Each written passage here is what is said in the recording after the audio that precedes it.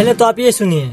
मैं आप सब के बीच में बोल रहा हूँ, कहाँ खड़ा होना है संघर्ष 2 के लिए। पवन सिंह सबसे पहले। अरे सर, पहले आप तो अपने फिल्म के लिए खड़े हो जाइए। नो डाउट संघर्ष 2 फिल्म काफी ज्यादा अच्छा है, जो कि बॉलीवुड को भी टक्कर दे सकती है। लेकिन फिल्म चाहे कितनी भी अच्छी क्यों न बनाई गई हो, अगर फिल्म की प्रमोशन अच्छे से ना किया जाए तो भाई साहब फिल्म पिट ही जाएगी। और प्रमोशन कैसे करते हैं वो सीखना चाहिए खेसारी लाल यादव से। देखिए, जब हर हर गंगे का ट्रेलर रिलीज होता है, उसी वक्त खेसारी लाल अपने फिल्म को लेकर इंटरव्यू देने लगते हैं, ताकि इनकी फिल्म की हाइप कम ना हो। और इतना ही नहीं, ट्रेलर 2 तक रिलीज किया जाता है कि फिर से इनकी फिल्म की ओर लोगों की अटेंशन बढ़े, और यहाँ तक ये ग्राउंड लेवल तक आकर पब्लिक का अटेंशन अपनी ओर खींच लेते हैं। चलिए अब थोड़ा हर हर गंगे पे ध्यान देते हैं। देखिए, जब कोई बड़ा लेवल का एल्बम रिलीज करना होता है तो ये पवन सिंह के गाने का प्रीमियर लगाया जाता है, प्रेस कॉन्फ्रेंस कराया जाता है। और वहीं जब इनकी फिल्म की ट्रेलर रिलीज किया जाता है तो ये 10-12 लाख का एल्बम शूट करने में इतना बिजी रहते हैं कि अप्रॉक्स 4 करोड़ बजट की फिल्म के लिए इनके पास टाइम नहीं रहता है। ये ना उस वक्त लाइव आते हैं, ना कोई आर्टिकल पोस्ट करते हैं, और ना ही कोई पोस्टर पोस्ट करते हैं, और ना ही कोई रिस्पॉन्स इनकी टीम की ओर से आता है कि चलो भाई इतनी बड़ी बजट की फिल्म आई है, ज्यादा नहीं तो थोड़ा बहुत ध्यान इस पे दे देते हैं। ऐसा कुछ नहीं हुआ इनकी टीम की ओर से। तो कुल मिलाकर देखा जाए तो पवन सिंह को सिर्फ पैसे से मतलब है। उनका पेमेंट हो गया है, अब फिल्म चले या पिट जाए उससे कोई मतलब नहीं है। तो सीधी सी बात है, ऐसे में फिल्म तो फ्लॉप हो ही जाएगी। और ऊपर से डायलॉग बाजी तो देखिए, पावर एजे से शुरू होला, एजे से खत्म हुई। पावर दूसर के कहाँ से ले ली। तो अब क्या हुआ, दिखाइए अपना पावर। तो दोस्तों, ये वीडियो आपको कैसी लगी और आप किस स्टार को सपोर्ट करना चाहते हैं, फटाफट कमेंट कीजिए। मिलते हैं अगली वीडियो के साथ। धन्यवाद।